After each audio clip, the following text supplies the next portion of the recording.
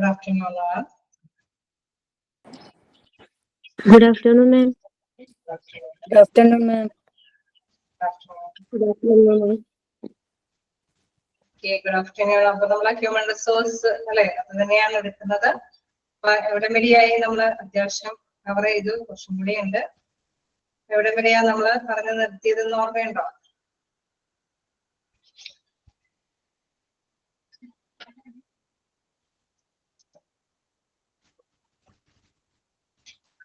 നോക്കുന്നുണ്ടോ ആരെങ്കിലും? Personality test അല്ലെ, ഇതുവരെയാണ് പറഞ്ഞു നിർത്തിയത്. നമ്മൾ കണ്ടായിരുന്നു അവിടുത്തെ വ്യത്യസ്ത തരത്തിലുള്ള ടെസ്റ്റുകളും കാര്യങ്ങളാണ് കഴിഞ്ഞ ക്ലാസ്സിൽ ഡിസ്കസ് ചെയ്തത്. എന്തെങ്കിലും ഡൗട്ടുകളുണ്ടോ?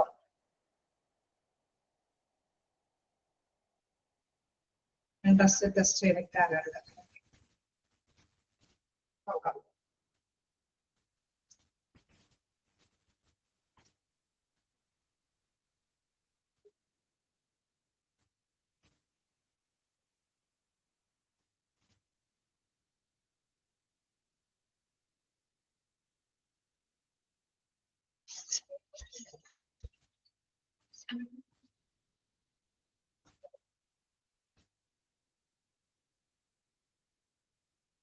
അതില് നമ്മള് സൈക്കോളജിക്കൽ ആയിട്ടുള്ള കുറച്ച് ടെസ്റ്റുകളുടെ കാര്യമാണ് ജസ്റ്റ് അല്ലെ. ഫസ്റ്റ് ക്ലാസിഫിക്കേഷനിൽ നമ്മൾ എന്താണ് സൈക്കോളജിക്കൽ ആയിട്ടുള്ള ടെസ്റ്റിന്റെ ഫസ്റ്റ് ക്ലാസിഫിക്കേഷനിൽ പറഞ്ഞു എന്താണ് ആസ്പെക്ട് ഓഫ് ഹ്യൂമൻ ബിഹേവിയർ, പെരുമാറ്റത്തെ കുറിച്ചിട്ടുള്ള അല്ലെ. ഓരോ പേഴ്സന്റെ പെരുമാറ്റത്തെ വിലയിരുത്തിയിട്ട് അതനുസരിച്ചിട്ട് അവരുടെ ജോബ് അല്ലെ, അവർക്ക് വ്യക്തിപരമായിട്ടുള്ള പെരുമാറ്റ രീതികൾ വ്യത്യസ്തമാണ്. നമ്മൾ ചെറിയ എക്സാമ്പിൾ ഒക്കെ പറഞ്ഞിരുന്നു.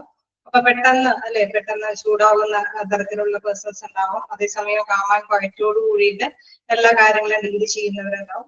അങ്ങനെ വ്യത്യസ്ത പെരുമാറ്റ രീതികൾ അളന്നുകൊണ്ട് തന്നെ അവരെ ഓരോ പ്ലേസിലേക്ക് തീരുമാനിക്കുന്നതാണ് ജസ്റ്റ് കണ്ടത്. അതിൽ aptitude test, achievement test, personality test ഒക്കെ നമ്മൾ കവർ ചെയ്തു. ഇനി അതില് ലാസ്റ്റ് ഒരു പോയിന്റ് ഉണ്ട്, ഇൻട്രസ്റ്റ് ടെസ്റ്റ് അല്ലെ. ഇൻട്രസ്റ്റ് ടെസ്റ്റ് എന്ന് പറയുമ്പോൾ it determines a person's preference for specific fields or activities.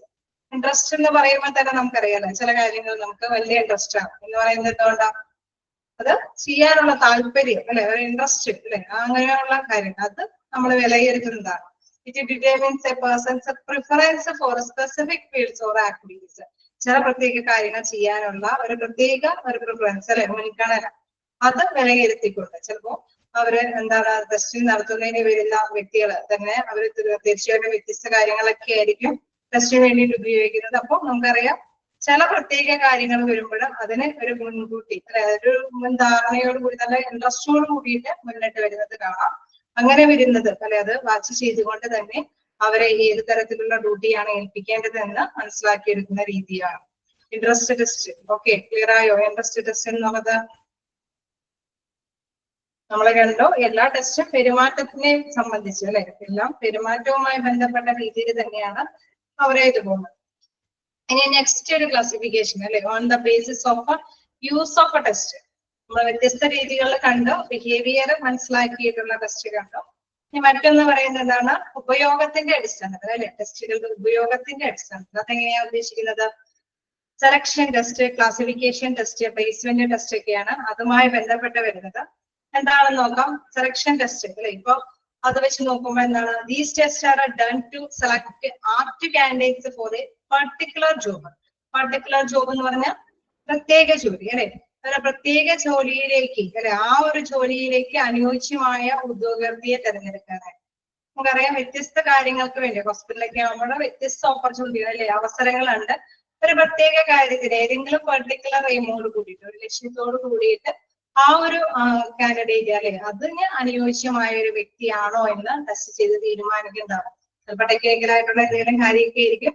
അപ്പൊ അതിന് വേണ്ടിയിട്ടാണെങ്കിൽ അത് കൈകാര്യം ചെയ്യാനായിട്ട് ആ വ്യക്തി ഏബിൾ ആണോ, അത് ആ ഒരു കാര്യം ഏതോ ഒരു പ്രത്യേക കാര്യമാണോ ആ പ്രത്യേക കാര്യത്തിന് ആ കാൻഡിഡേറ്റ് ഏബിൾ ആണോ അല്ലെ, ആപ്റ്റ് ആണെന്ന് വെച്ചാൽ അനുയോജ്യമാണോ എന്ന് കണ്ടെത്തി സെലക്ട് ചെയ്യുന്നതാണ് സെലക്ഷൻ ടെസ്റ്റിൽ നടക്കുന്നത്. നെക്സ്റ്റ് എന്താണ്? നിങ്ങള് ക്യാച്ച് ചെയ്ത് പോകാൻ പറ്റുന്നില്ലേ? സ്പീഡ് കൂടുന്നുണ്ടോ? ഒരു സ്പീഡില് പോകാണ്ട് പറ്റില്ല, കാരണം മൊഡ്യൂൾസ് അത്രയും പേജുകളുണ്ട്.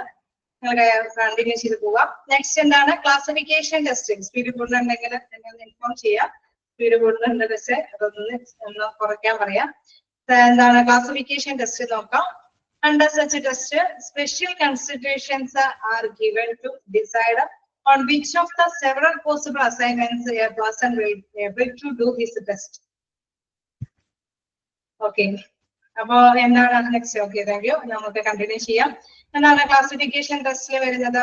ഓരോ സ്പെഷ്യൽ കൺസിഡറേഷൻ നമുക്കൊരു പ്രത്യേക കുറച്ച് അസൈൻമെന്റ്സ് ഒക്കെ തന്നിട്ട് സെവറൽ പോസിബിൾ അസൈൻമെന്റ്സ് ഒരു പേഴ്സണ് ഒരുപാട് അസൈൻമെന്റ്സ് ഒക്കെ തന്നിട്ട് അതിൽ ഏതാണ് അദ്ദേഹം നല്ല able to do his best, അദ്ദേഹത്തിന് ഏറ്റവും നന്നായിട്ട് കൈകാര്യം ചെയ്യാൻ പറ്റുന്നത്. നമുക്കറിയാലേ കുറെ അസൈൻമെന്റ്സ് ഒക്കെ നമുക്ക് തരും. ചില അസൈൻമെന്റ്സ് ഒക്കെ നല്ല പെർഫോമൻസോട് കൂടിയിട്ട് കൃത്യമായിട്ട് തന്നെ കൈകാര്യം ചെയ്യാനായിട്ട് സാധിക്കും. അപ്പൊ എന്താണ് ആ ഒരു ടെസ്റ്റ് ചെയ്യാൻ നിയോഗം കിട്ടിയിരിക്കുന്ന വ്യക്തി കാൻഡിഡേറ്റ്സിന് എന്താണ് വ്യത്യസ്ത അസൈൻമെന്റ്സുകൾ കൊടുക്കുന്നു. അസൈൻമെന്റിന് ഏറ്റവും നന്നായിട്ട് കൈകാര്യം ചെയ്യാൻ പറ്റുന്നത് ഏത് അസൈൻമെന്റിനാണോ അതനുസരിച്ചിട്ട് അതിനനുയോജ്യമായ ജോലി കണ്ടെത്തി കൊടുക്കുകയാണ്. ഓക്കെ, അപ്പൊ ഉള്ള ജോലികളെ നമുക്കറിയാം വ്യത്യസ്ത ഓപ്പർച്യൂണിറ്റികൾ ഉണ്ടാകും. അപ്പൊ വ്യത്യസ്ത അസൈൻമെന്റ്സുകളൊക്കെ ഇത് റിലേറ്റ് ചെയ്ത് തന്നെ കൊടുത്തിട്ടുണ്ടാകും. അതിൽ ഏറ്റവും നന്നായിട്ട് അസൈൻമെന്റ് ഏതിനാണ് കൈകാര്യം ചെയ്യാൻ പറ്റിയിരിക്കുന്നത് അതനുസരിച്ചിട്ട് ആ വ്യക്തിയെ ആ പോസ്റ്റിലേക്ക് നിയോഗിക്കുന്ന ഒരു രീതിയാണ് ക്ലാസിഫിക്കേഷൻ ടെസ്റ്റ്. അപ്പൊ ഒന്ന് നമ്മൾ കണ്ടു, ഒരു പെർട്ടിക്കുലർ ജോബിന് അനുയോജ്യമായ കാൻഡിഡേറ്റിനെ കണ്ടെത്തുന്നു. മറ്റൊരു ടെസ്റ്റ് എന്ന് പറയുമ്പോൾ അസൈൻമെന്റ് കൊടുത്തിട്ട് അതിന് നന്നായിട്ട് ഏതിനാണോ നന്നായിട്ട് ബെസ്റ്റ് ആയിട്ട് കൈകാര്യം ചെയ്യാൻ പറ്റിയത് അതനുസരിച്ചിട്ട് വ്യക്തിയെ കണ്ടെത്തും. നെക്സ്റ്റ് എന്താണ് പ്ലേസ്മെന്റ് ടെസ്റ്റ് ഓർ ഡിസിഷൻ നോക്കാം. It is concerned with assigning a person to different levels of work rather than distinctly different types of work. വ്യത്യസ്ത തരത്തിലുള്ള വർക്കിനേക്കാളും വ്യത്യസ്ത ലെവലിലുള്ള വർക്കുകളാണ് കാണിച്ചുകൊടുക്കുന്നത്. നമുക്കറിയാം top level, middle level, lower level, അങ്ങനെ വ്യത്യസ്ത മേഖലകളിലാണ് ജോലികൾ വരുന്നത് അല്ലെ. അപ്പൊ അല്ലെങ്കിൽ വ്യത്യസ്ത തരത്തിലുള്ള വർക്കുകളുമുണ്ട്. വ്യത്യസ്ത തരത്തിനേക്കാളും ഉപരി എന്താണ് ഓരോ ലെവല് അവരുടെ വ്യത്യസ്ത മേഖലകളിലേക്ക് ഓരോ വർക്കുകൾ ഏൽപ്പിച്ചു കൊടുക്കുമ്പോൾ ഏത് ലെവലിലുള്ള വർക്ക് ചെയ്യാനാണ് അദ്ദേഹത്തിന് നന്നായിട്ട് പറ്റുന്നത് അത് വിലയിരുത്തിയിട്ട് അവർക്ക് അതനുസരിച്ചുള്ള പ്ലേസ്മെന്റ് കൊടുക്കുന്നതാണ് പ്ലേസ്മെന്റ് ടെസ്റ്റ് ഓർ ഡിസിഷൻ ഒരു തീരുമാനമെടുക്കുന്ന ടെസ്റ്റ് എന്ന് പറയുന്നത്. ഓക്കെ, 3 തരത്തിലുള്ള ടെസ്റ്റ് ആണ് നമ്മൾ ജസ്റ്റ് കണ്ടത്. ബാക്കിയുള്ള ഭാഗം റിപ്പീറ്റഡ് പോർഷൻ ആണ്, അത് നിങ്ങളൊന്ന് കെട്ടിക്കളഞ്ഞാല്. ക്ലാസിഫിക്കേഷൻ ടെസ്റ്റിന് വീണ്ടും വരുന്നുണ്ട് കേട്ടോ, ആ ഒരു ഭാഗം കെട്ടിക്കളഞ്ഞാല്. നെക്സ്റ്റ് വരുന്നത് ഇൻഡിവിജ്വൽ ഓരോ ഗ്രൂപ്പ് ടെസ്റ്റുകളാണ്. അപ്പൊ നമ്മൾ 3 ടെസ്റ്റുകൾ കണ്ടു, ഒരു പ്രത്യേക ജോലി വെച്ചിട്ട് തെരഞ്ഞെടുക്കുന്നത് കണ്ടു, അതോടൊപ്പം തന്നെ ഡിഫറെന്റ് അസൈൻമെന്റുകൾ തന്നിട്ട് ഏറ്റവും നന്നായിട്ട് ചെയ്യുന്ന അസൈൻമെന്റ് വെച്ച് വ്യക്തിയെ കണ്ടുപിടിച്ചു. ദെൻ എന്താണ് പ്ലേസ്മെന്റ് ടെസ്റ്റിൽ ചെയ്യുന്നത്?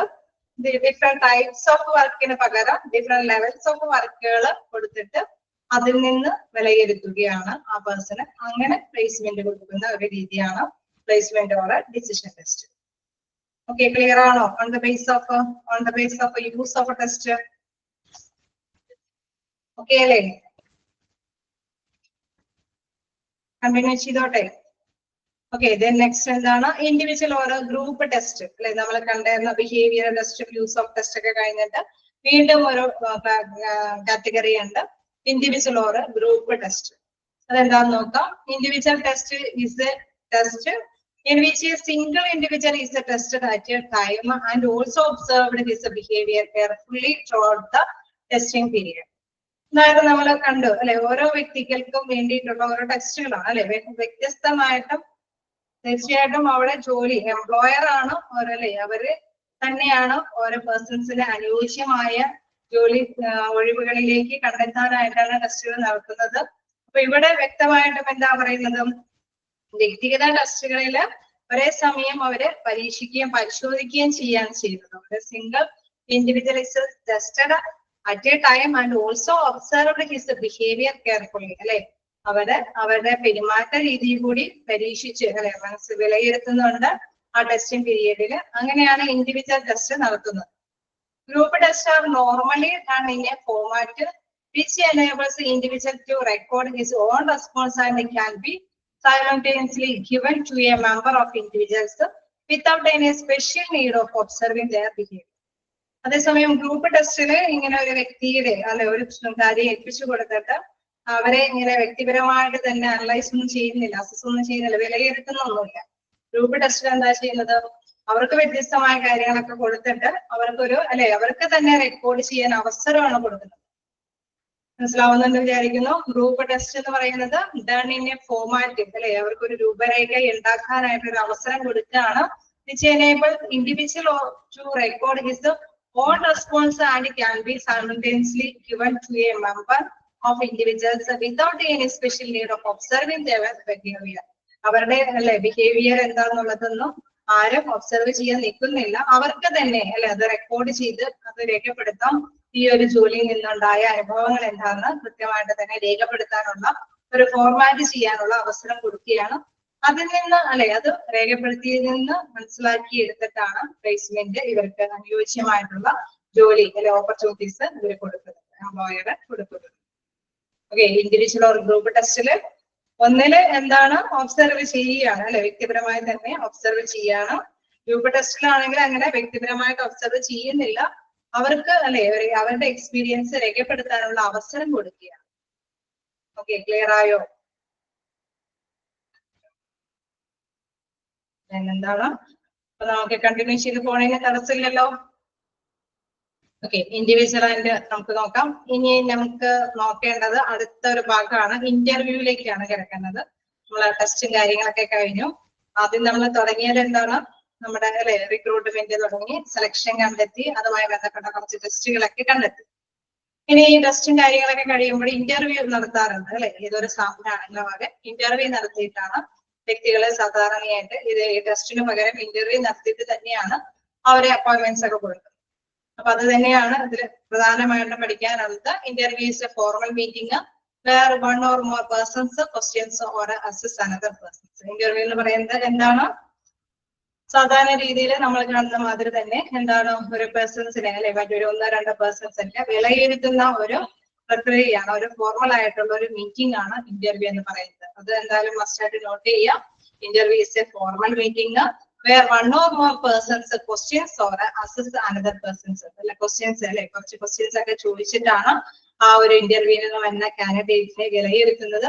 അതൊരു ഫോർമൽ ആയിട്ടുള്ള മീറ്റിംഗ് കൂടിയാണ്, ഔപചാരികമായ ഒരു മീറ്റിംഗ് കൂടിയാണ്.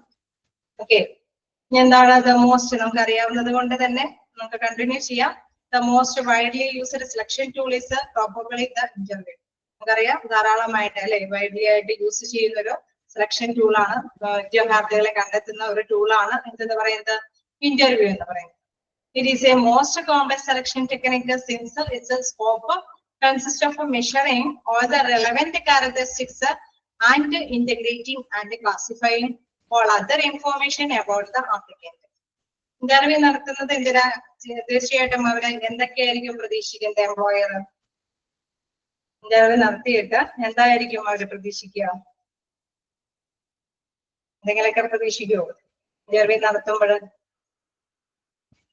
ഒരു എംപ്ലോയിനെ കണ്ടെത്താൻ വേണ്ടിയിട്ട് ഇന്റർവ്യൂ നടത്തുമ്പോൾ അവരെന്തെങ്കിലും കാര്യങ്ങളൊക്കെ അല്ലേ, നമ്മളിപ്പോ ഒരു ഇന്റർവ്യൂ ബോർഡിൽ നിൽക്കുക, അവരുടെ സ്കില്ല് എന്താണെന്ന് കണ്ടെത്തും, പെർഫോമൻസ് ഓക്കെ അവരുടെ പ്രകടനം അല്ലെ അത് കണ്ടെത്തും, എബിലിറ്റീസ് ഓക്കെ കഴിവുകൾ, അതൊക്കെ തന്നെയാണ് ഇവിടെ ഉദ്ദേശിക്കുന്നത്. മെഷർ ചെയ്യുക അല്ലെ, കണ്ടെത്തുക, മെഷർ കോൺഫിഡൻസ്, ആത്മവിശ്വാസം എന്താണ്, ഡിസിപ്ലിൻ, അച്ചടക്കം എന്താണ്, ഓക്കെ എല്ലാം തന്നെ നിങ്ങൾ പറയുന്ന പോയിന്റ്സ് ഒക്കെ തന്നെയാണ് ഇവിടെ ആ എംപ്ലോയർ അല്ലെങ്കിൽ ഇന്റർവ്യൂ നടത്തുന്ന ബോർഡ് കണ്ടെത്തുന്നത്. അതെങ്ങനെ മെഷർ ചെയ്ത് അല്ലെ, ഓരോന്നും അളന്നളന്ന് ചോദിക്കുന്നതിനെ അനുസരിച്ചിട്ട് റിയാക്ട് ചെയ്യുന്നതിൽ നിന്നാണ് അവരെ കണ്ടെത്തുന്നത് അല്ലെ. അത് തന്നെയാണ് അവിടെ പറയുന്നത്. It is most complex selection technique since it's scope consist of measuring all the relevant characteristics and integrate. അതായത് അതിന്റെ ഒരു സെലക്ഷൻ ടെക്നിക്സ് എന്ന് വെച്ചാൽ ഒരു സങ്കീർണമായ ഒരു പ്രക്രിയയാണ് ഇവിടെ നടക്കുന്നത് അല്ലെ. എന്തുകൊണ്ടാണ് അങ്ങനെ സങ്കീർണ പ്രക്രിയ എന്ന് പറയുന്നത്? കാരണം അവിടെ മെഷർ ചെയ്യുന്നുണ്ട്. ഇന്റർവ്യൂ ബോർഡ് അങ്ങനെ അവരെ കാൻഡിഡേറ്റിനെ ഓരോ ക്വസ്റ്റ്യൻസ് ഒക്കെ ചോദിക്കുമ്പോൾ അവരെന്താണ് അത് കണക്ക് കൂട്ടുന്നുണ്ട് അല്ലെ. ഓരോ വ്യക്തിയും എങ്ങനെയാണ് പ്രതികരിക്കുന്നതെന്ന്, അല്ലെങ്കിൽ കൃത്യമായിട്ട് കോൺഫിഡൻസ് ഉണ്ടോ, പറഞ്ഞ മാതിരി തന്നെ എബിലിറ്റി ഉണ്ടോ, സ്കിൽ ഉണ്ടോ, അങ്ങനെയൊക്കെ ഉള്ളതെല്ലാം അവരെന്ത് ചെയ്യുന്നത് മെഷർ ചെയ്യുന്നുണ്ട്, കണ്ടെത്തുന്നുണ്ട്. അതുകൊണ്ട് തന്നെയാണ് ഇതിനെന്നും എന്തെന്ന് പറയുന്നത് ഒരു സങ്കീർണമായ ഒരു കോംപ്ലക്സ് ആയിട്ടുള്ള ഒരു ടെക്നിക്കൽ പ്രോസസ് ആണെന്ന് പറയുന്നത്. എന്താണ് അവർ മെഷർ ചെയ്യുന്നത് പ്രത്യേകം എടുത്ത് പറയുന്നുണ്ട്. റെലവെന്റ് ക്യാരക്ടറിസ്റ്റിക്സ്, എന്തൊക്കെ സവിശേഷതകൾ, and integrating and classifying all other information about the applicant.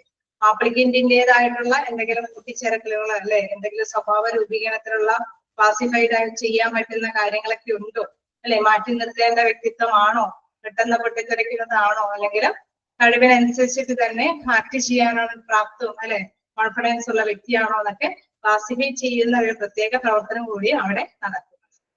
Okay, clear ആണോ ഇന്റർവ്യൂ എന്താന്നുള്ളത്? ഇനി ഒരു പോയിന്റും കൂടി ഉണ്ട്, 1-2 പോയിന്റ് കൂടി നോക്കാം. Interview is defined as the selection technique which enables the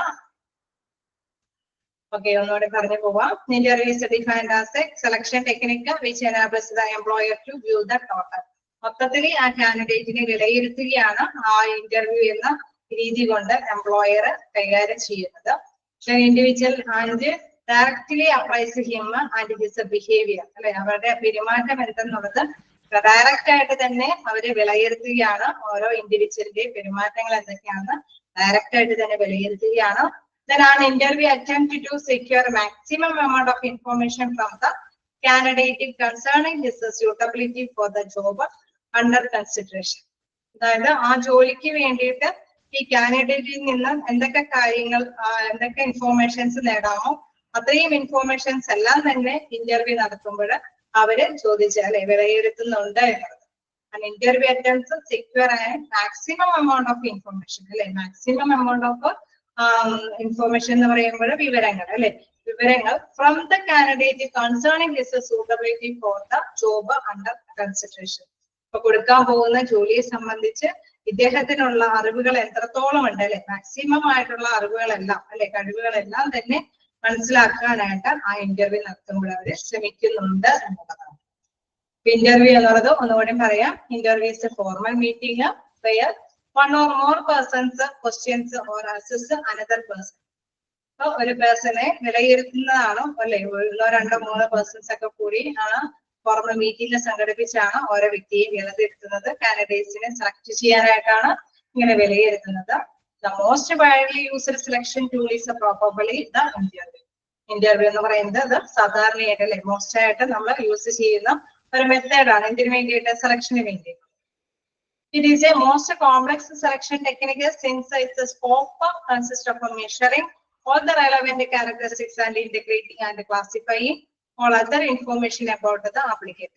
ഇതിൽ കുറെ വേർഡ്സുകൾ കൊടുത്തിട്ടുണ്ട്. അപ്പൊ അതായത് നിങ്ങൾക്ക് മനസ്സിലാവുന്ന രീതിയിലേക്ക് എത്തിക്കാനായിട്ട് ഇതിന്റെ കറക്റ്റ് വേർഡ് മീനിങ്ങുകളൊക്കെ അതായത് നിങ്ങളത് കൂട്ടി യോജിപ്പിച്ച് തന്നെ കണക്ട് ചെയ്ത് ചെയ്യാം. ഇതിൽ പ്രധാനമായിട്ടും പറയുന്നത് എന്താണ്, സങ്കീർണമായിട്ടുള്ള ഒരു ടെക്നിക്കൽ പ്രവർത്തനമാണ് അല്ലെ, സെലക്ഷൻ ആണ്. സങ്കീർണമായിട്ടുള്ള ഒരു ടെക്നിക്കൽ സെലക്ഷൻ ആണ് ഇവിടെ നടക്കുന്നത്.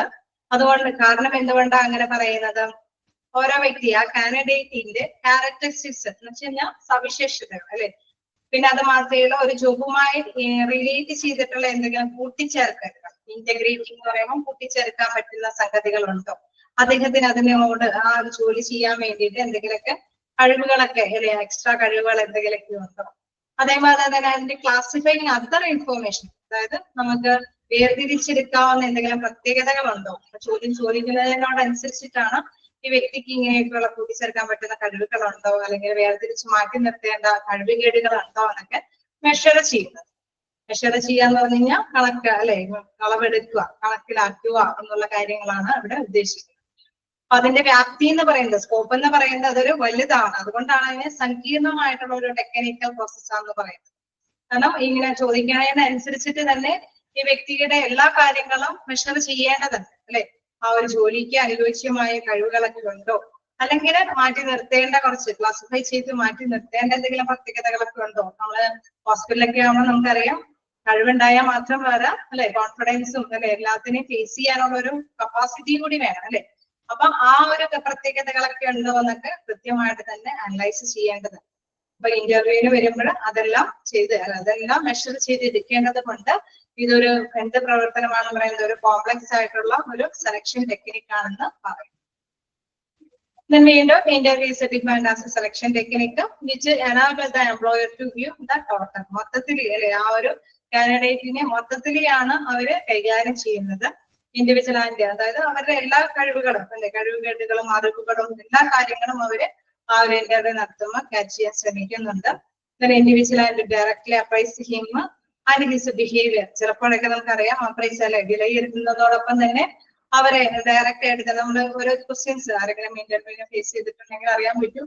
ഓരോ ക്വസ്റ്റ്യൻസ് ഒക്കെ ചോദിക്കുന്ന അനുസരിച്ചിട്ട് തന്നെ അവര് അതിനോടൊപ്പം തന്നെ നമ്മൾ റെസ്പോണ്ട് ചെയ്യുന്നതോടൊപ്പം തന്നെ അവര് വിലയിരുത്തുകയും ചെയ്യും. അതിനോടൊപ്പം തന്നെ മറ്റു ക്വസ്റ്റ്യൻസുകൾ അല്ലെ എന്തുകൊണ്ടാണ് നിങ്ങൾ അങ്ങനെ എന്നുള്ള ഒരു മൈൻഡിലോട് തന്നെ ഇംഗ്ലീഷിലൊക്കെ ആണെങ്കിൽ നമുക്ക് തിരിച്ച് അല്ലെ റിയാക്ട് ചെയ്യാനൊക്കെ ആയിട്ടുള്ള ഒരു കപ്പാസിറ്റി വേണം. തീർച്ചയായിട്ടും അത് തന്നെയാണ് അവർ വളർന്നുകൊണ്ടിരിക്കുന്നത്. എന്താണ് ആ interview attempts to secure a maximum amount of information അല്ലെ ധാരാളം നമുക്ക് അറിയാവുന്ന എല്ലാ ആശയങ്ങളും അവര് അറിയിച്ചെടുക്കും. ആ ഒരു ജോലി സംബന്ധമായിട്ട് എന്തൊക്കെ കഴിവുകളും കഴിവുകേടുകളും അല്ലെങ്കിൽ വിവരങ്ങളും അതുമായി ബന്ധപ്പെട്ട എന്തൊക്കെയുണ്ടോ അതെല്ലാം തന്നെ കാൻഡിഡേറ്റിൽ നിന്ന് നേടിയെടുക്കുക എന്നുള്ളതാണ് ഇന്റർവ്യൂ കൊണ്ട് പ്രധാനമായിട്ടും ഉദ്ദേശിക്കുന്നത്. വേറായോ?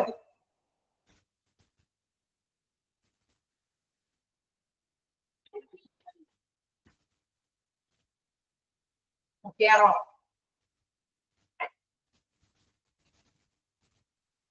നെക്സ്റ്റ് കണ്ടിന്യൂ ചെയ്ത് പോകാലോ. ആർക്കെങ്കിലും എന്തെങ്കിലും പോയിന്റ്സ് സ്പീഡായിട്ട് തോന്നിയിട്ടുണ്ടോ? എന്തെങ്കിലും ഡൗട്ടുകൾ ഉണ്ടെങ്കിൽ വേർഡ്സ് ഒക്കെ ചോദിക്കാമോ. 10 ടൈപ്സ് ഓഫ് ഇന്റർവ്യൂ ആണ് നമുക്ക് നോക്കാം. വ്യത്യസ്ത തരത്തിലുള്ള ഇന്റർവ്യൂകളും ഉണ്ട്. സെലക്ഷൻ ചെയ്ത മാതിരി ടെസ്റ്റുകളൊക്കെ നടത്തിയ മാതിരി തന്നെ ഇന്റർവ്യൂവിന് വ്യത്യസ്ത തരത്തിലുള്ള ഇന്റർവ്യൂ ഉണ്ട്. ഫസ്റ്റ് വൺ പറയുന്നത് patterned or structured interview. Patterned or structured interview എന്ന് പറയുമ്പോൾ തന്നെ ആ ഒരു ഇതിലുണ്ട് എന്താണ് സ്ട്രക്ചർ ഘടനാപരമായിട്ടുള്ള ഒരു ഇന്റർവ്യൂ ആണ് അല്ലെ. ഈ ഇന്റർവ്യൂയുടെ ഡിഫറെന്റ് ടൈപ്സ് ഓഫ് ഇന്റർവ്യൂ ഒക്കെ മസ്റ്റ് ആയിട്ട് നിങ്ങൾ ക്യാച്ച് ചെയ്ത് പോകണം. ചിലപ്പോഴെങ്കിലും ഏതെങ്കിലും ഒരു ക്വസ്റ്റ്യൻ അല്ലെ ഏതെങ്കിലും ഒരു സെന്റൻസ് വെച്ചിട്ട് ഇത് ഏത് തരത്തിലുള്ള ഇന്റർവ്യൂ ആണെന്ന് ചോദിച്ചു കഴിഞ്ഞാൽ നമ്മൾ ഫസ്റ്റ് ആയിട്ടും അത് നോട്ട് ചെയ്യണം. ഇന്ന ഇന്റർവ്യൂ ആണ് അല്ലെ ഡെപ്ത് ഓർ ആക്ഷൻ ഇന്റർവ്യൂ ആണോ പാറ്റേൺഡ് ഓർ സ്ട്രക്ചേർഡ് ഇന്റർവ്യൂ ആണോ എന്ത് ഇന്റർവ്യൂ ആണെന്ന് കൃത്യമായിട്ട് തന്നെ അത് നമ്മൾ ഫസ്റ്റ് ആയിട്ട് കൈകാര്യം ചെയ്യാൻ അറിഞ്ഞിരിക്കണം. അതുകൊണ്ട് തന്നെ എല്ലാം തന്നെ വ്യക്തമായിട്ട് മനസ്സിലാക്കി പോകുക. ഇന്റർവ്യൂ എന്നതും നിങ്ങൾ നോട്ട് ചെയ്യുക. ആ സെന്റൻസുകളെല്ലാം ചിലപ്പോഴൊക്കെ ഫിൽ ഇൻ ദ ബ്ലാങ്ക്സ് പോലെ ഡാഷ് ഇട്ടിട്ടൊക്കെ ഓപ്ഷൻസ് തരാറുണ്ട്. Dash is a formal meeting where one or more persons questions or assess another person അല്ലെ. നമുക്ക് അതിന്റെ കൃത്യമായിട്ട് ആൻസർ പറയാൻ കഴിയണം. ഇന്റർവ്യൂ ആണ് അങ്ങനെയുള്ള ഒരു സെന്റൻസിന്റെ ആൻസർ അല്ലെ.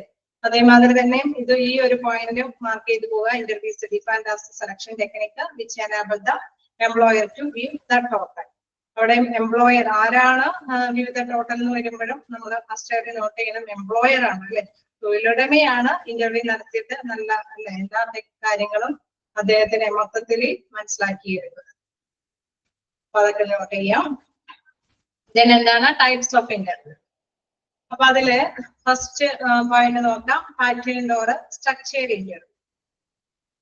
ഇതില് ഫസ്റ്റ് വൺ പറയുന്നത് such interviews are also called standardised interview. ഇത് മൂന്നും ഒന്ന് നോക്കി വെച്ചേക്കാം. 3 തരത്തിൽ ഈ ഒരു ഇന്റർവ്യൂവിനെ അറിയപ്പെടും. ഒന്ന് patterned interview, structured interview or എന്താണ് സ്റ്റാൻഡർഡൈസ്ഡ് ഇന്റർവ്യൂ. അപ്പൊ 3 തരത്തിലും അറിയപ്പെടുന്ന ഒരു ഇന്റർവ്യൂ ആണ്. കാരണം എന്താണ് because they are preplanned to high degree of accuracy and precision. അതായത് നമ്മൾക്ക് അതിലൊരു കൃത്യതയുണ്ട് അല്ലെ. ഒരു കൃത്യമായിട്ടുള്ള ഒരു അവലോകനം ഒരു structure. Such interviews are also called standardised interview എന്ന് പറയുന്നത്. കാരണം അത് നേരത്തെ കൂടി ഒരു പ്രീ പ്ലാൻ ചെയ്ത് വെച്ചിട്ടുണ്ട്. ഇന്റർവ്യൂ ബോർഡിൽ എന്ത് ചോദിക്കണം എന്നുള്ളതൊക്കെ കറക്റ്റ് ആയിട്ട് പ്രീ പ്ലാൻ ചെയ്ത് വെച്ചിട്ടാണ് ഇന്റർവ്യൂ അല്ലെ ഇന്റർവ്യൂവിന് വേണ്ടിയിട്ട് കാൻഡിഡേറ്റിനെ വിളിക്കുന്നത്. അപ്പൊ അവര് ആ ചോദ്യങ്ങൾക്ക് അനുസരിച്ചിട്ടാണ് ചോദ്യങ്ങൾ ചോദിക്കുകയും ആൻസറുകളൊക്കെ എന്താണെന്നുള്ളത് കൃത്യമായിട്ട് തന്നെ അത് മനസ്സിലാക്കിയിരിക്കുകയും ചെയ്യുന്നത്. അതുകൊണ്ടാണ് ഈ ഇന്റർവ്യൂവിനെ പറയുന്നത് എന്താണ് സ്ട്രക്ചേർഡ് ഇന്റർവ്യൂ. ഘടനാപരമായിട്ടുള്ള ഒരു ഇന്റർവ്യൂ ആണ്. അതല്ലെങ്കിൽ എന്താണ് സ്റ്റാൻഡർഡൈസ്ഡ് ഇന്റർവ്യൂ. നേരത്തെ കൂട്ടി സ്റ്റാൻഡേർഡ് എന്താണെന്നുള്ളത് കൃത്യമായ ചോദ്യരേഖകളൊക്കെ തയ്യാറാക്കിയിട്ടുള്ള ഇന്റർവ്യൂ ആണ് പറയുന്നത്. ഓക്കെ, പ്രീ പ്ലാൻഡ് ഇന്റർവ്യൂ എന്നുകൂടി നമുക്ക് വേണമെങ്കിൽ പറയാം.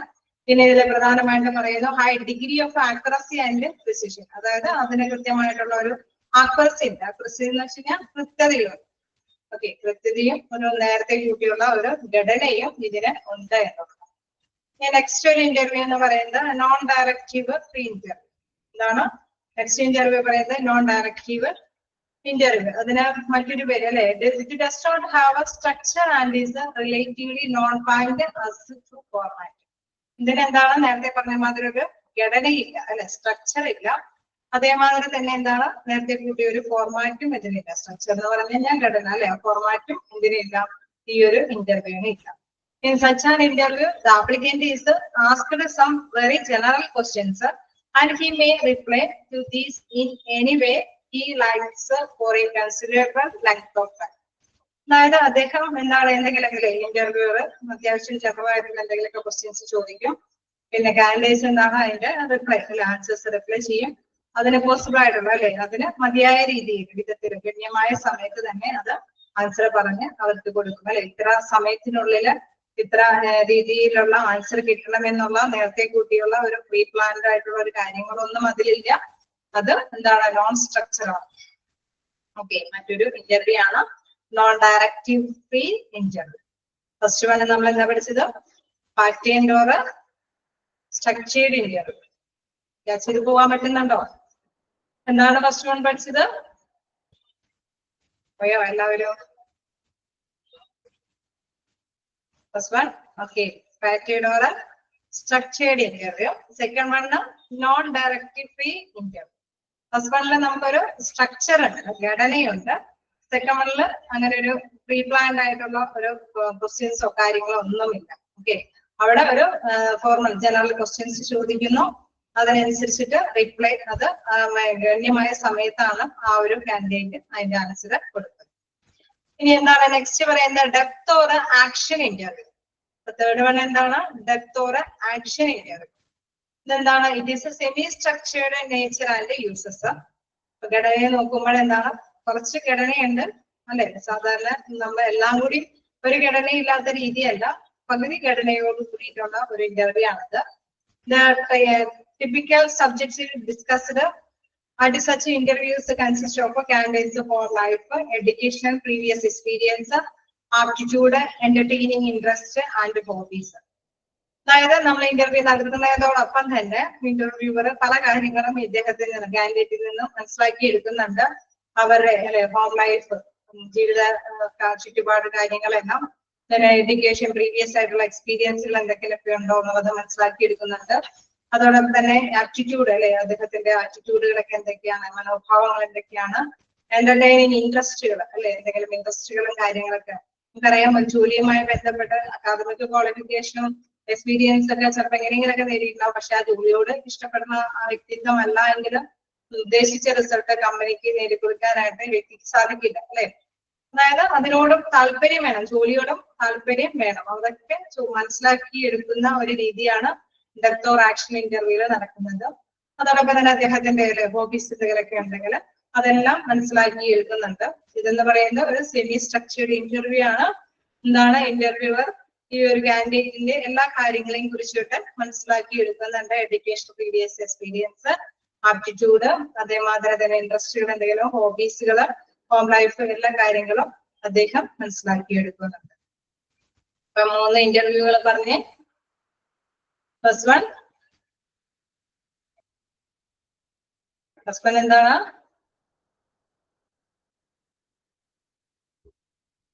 Pattern interview. സെക്കൻഡ് വൺ ആയിക്കോട്ടെ. Second one non direct. Okay, third one എന്താണ്? Third one depth. Okay, depth or action interview. Okay, 3 clear ആയല്ലോ. ഓക്കെ, ഇനി നെക്സ്റ്റ് നമുക്ക് പോകാം. എന്താണ് group or discussion interview. Okay, നിങ്ങൾ ഇതിലേക്ക് ഇൻവോൾവ് ആവാനായിട്ട് ഞാൻ പറഞ്ഞതേ ഉള്ളൂ. ഓക്കെ, എല്ലാവരും തന്നെ ഇതിനോട് മെസ്സേജ് അയക്കുന്നുണ്ട്. Thank you. അപ്പൊ നെക്സ്റ്റ് എന്താണ് നമ്മൾ നോക്കേണ്ടത്? എന്താണ് ഗ്രൂപ്പ് ഓർ ഡിസ്കഷൻ ഇന്റർവ്യൂ.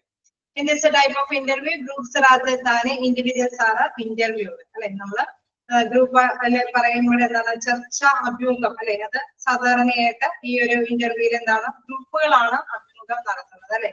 ഒരു വ്യക്തികള്, ഒരു കൂട്ടം വ്യക്തികളായിരിക്കും ഇന്റർവ്യൂ നടത്തി അവരെ വിലയിരുത്തുന്നത്. അപ്പൊ 1-2 പേർക്കൊക്കെ ആണെങ്കിൽ എന്താണ് ഒരാൾ ചോദിക്കുന്നതിനൊപ്പം തന്നെ അദ്ദേഹത്തിന് മറ്റൊരു ആൻസർ കൊടുക്കുന്നത് നിരീക്ഷിക്കാൻ മറ്റുള്ളവർക്ക് സാധിക്കുകയും ചെയ്യും. മറ്റൊരു ക്വസ്റ്റ്യൻ അതിനോടൊപ്പം ചോദിക്കുകയും ചെയ്യാം. അപ്പൊ എല്ലാവരോടും നന്നായിട്ട് പ്രതികരിക്കാനുള്ള കഴിവും അദ്ദേഹത്തിന് പെട്ടെന്ന് തന്നെ ആശയങ്ങൾ പങ്കുവെക്കാനൊക്കെ ആയിട്ടുള്ള കഴിവുണ്ടാവുന്നത് അല്ലെ. നല്ല നോളജ് ഉള്ളവർക്കാണ് അപ്പൊ പെട്ടെന്ന് ആശയങ്ങൾ പങ്കുവെക്കാൻ സാധിക്കും അല്ലെ. അപ്പൊ അതൊക്കെ കൃത്യമായിട്ട് അളക്കാനായിട്ട് സാധിക്കും. Group or discussion interview. Panel or board interview. In this type of interview, a candidate is interviewed by number of interviewers. നേരത്തെ പറഞ്ഞ മാതിരി തന്നെ ഇന്റർവ്യൂവേഴ്സ് തന്നെയാണ് ഒരു കൂട്ടം അല്ലെ ഇന്റർവ്യൂവേഴ്സ് ഉണ്ടാവും ഇവരെ കൈകാര്യം ചെയ്യാനായിട്ട്. ഗ്രൂപ്പ് ഓർ ഡിസ്കഷനിൽ നമുക്കറിയാം ഒരു ഗ്രൂപ്പായിട്ട് തന്നെയാണ് ഇന്റർവ്യൂ ചെയ്യുന്നത് അല്ലെ. നമ്മളിപ്പോ ഒന്നിച്ച് നിന്നുകൊണ്ട് ഒരു വ്യക്തി ഇപ്പൊ ചിലർക്കൊക്കെ ചില കാര്യങ്ങൾ ചിലപ്പോൾ അറിയാമായിരിക്കാം, പക്ഷെ എന്താണ് അവർക്ക് അത് പെട്ടെന്ന് തന്നെ അല്ലെ ഇനിഷ്യേറ്റീവായിട്ട് മുൻകൈ എടുത്തുകൊണ്ട് തന്നെ റിയാക്ട് ചെയ്യാനായിട്ടുള്ള ഒരു കപ്പാസിറ്റി കുറവായിരിക്കും. പക്ഷെ അതിന് കഴിവുള്ള വ്യക്തികളുണ്ടോ എന്നൊക്കെ ജസ്റ്റ് മനസ്സിലാക്കി എടുക്കാനൊക്കെ സാധിക്കും. അതേസമയം പാനൽ ഇന്റർവ്യൂല് എന്താണ് നമ്മൾ നേരത്തെ പറഞ്ഞ മാതിരി അവിടെ candidate interviewed by number of interviewers ആണ്. ഇന്റർവ്യൂവേഴ്സ് ഒരുപാട് പേരുണ്ട് കാൻഡിഡേറ്റിനെ ഇന്റർവ്യൂ ചെയ്യാനായിട്ട്. അപ്പൊ അവർക്കൊക്കെ പങ്കുവെക്കാനായിട്ട് അല്ലെ അവർക്ക് ഈ ഒരു വ്യക്തിയെ തന്നെ നന്നായിട്ട് തന്നെ അളക്കാനായിട്ട് സാധിക്കും. നേരത്തെ മാറിപ്പോയി തോന്നുന്നു. നേരത്തെ എന്താണ് ഗ്രൂപ്പാണ്, ഗ്രൂപ്പിൽ നിന്ന് അല്ലെ ഇന്റർവ്യൂ ചെയ്യുകയാണ് ചെയ്യുന്നത്. അപ്പൊ അവിടെ മുൻകൈ എടുത്ത് കൈകാര്യം ചെയ്ത് പറയാനുള്ള കഴിവും അല്ലെ ആശയങ്ങൾ പങ്കുവെക്കാൻ എല്ലാവർക്കും തന്നെ ആശയങ്ങൾ മനസ്സിലാവുന്ന രീതിയിൽ പങ്കുവെക്കാൻ കഴിവുണ്ടോ എന്നൊക്കെ അനലൈസ് ചെയ്യാനായിട്ട് സാധിക്കുന്നില്ല. then എന്താണ് ലാസ്റ്റ് വൺ നോക്കാം, സ്ട്രെസ് ഇന്റർവ്യൂ. സ്ട്രെസ് ഇന്റർവ്യൂ എന്താ പറയുന്നത്? in the stress interview the interviewer undertakes an unfriendly role toward the applicant.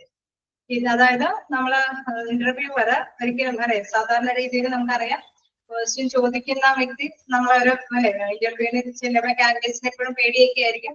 എങ്കിലും അവരായിട്ട് അല്ലെ എങ്ങനെയെങ്കിലും പൊരുത്തപ്പെടാനായിട്ട് നമ്മൾ ശ്രമം നടത്തി അല്ലെ നേരത്തെ കൂടി ശ്രമം നടത്തിയിട്ടായിരിക്കും ചെല്ലുന്നതും പങ്കുവെക്കുമ്പോഴനുസരിച്ചിട്ട് റിയാക്ട് ചെയ്യുന്നത്. ഇവിടെ എന്താണ് ഫ്രണ്ട്ലി ആയിട്ട് അല്ല അൺഫ്രണ്ട്ലി ആയിട്ടാണ് ഇന്റർവ്യൂവർ ഇടപെടാൻ തുടങ്ങുന്നത് തന്നെ. ഈ deliberated puts him on the defensive by trying to annoy, embarrass or frustrate him. അതായത് ഇദ്ദേഹത്തെ ഈ കാൻഡിഡേറ്റിനെ മനഃപൂർവ്വം അല്ലെ അറിഞ്ഞുകൊണ്ട് തന്നെ എന്താണ് വേദനിപ്പിക്കാനായിട്ട് ശ്രമിക്കുകയാണ്, അല്ലെങ്കിൽ ശല്യപ്പെടുത്താനൊക്കെ ആയിട്ട് ശ്രമിക്കുക. ആ വേർഡ് മീനിങ്സ് ഒക്കെ ഒന്ന് ജസ്റ്റ് നോട്ട് ചെയ്തോ. എന്താണ് അനോയ് എന്ന് പറയുമ്പോൾ എന്താണ് വേദനിപ്പിക്കുക, അല്ലെങ്കിൽ അതേമാതിരി തന്നെ എന്താണ് എംബ്രസ് അല്ലെ. എംബ്രസ് എന്ന് പറയുന്നത് ശല്യപ്പെടുത്തുക, ഫ്രസ്ട്രേറ്റ് എന്ന് പറയുന്നത് നിരാശപ്പെടുത്തുക അല്ലെ. ഇത്തരം നിരാശപ്പെടുത്തുക അല്ലെങ്കിൽ വേദനിപ്പിക്കുന്ന തരത്തിലുള്ള ചോദ്യങ്ങളൊക്കെ ഇവര് ഈ ഇന്റർവ്യൂവർ കാൻഡിഡേറ്റിനോട് ചോദിക്കുകയാണ്.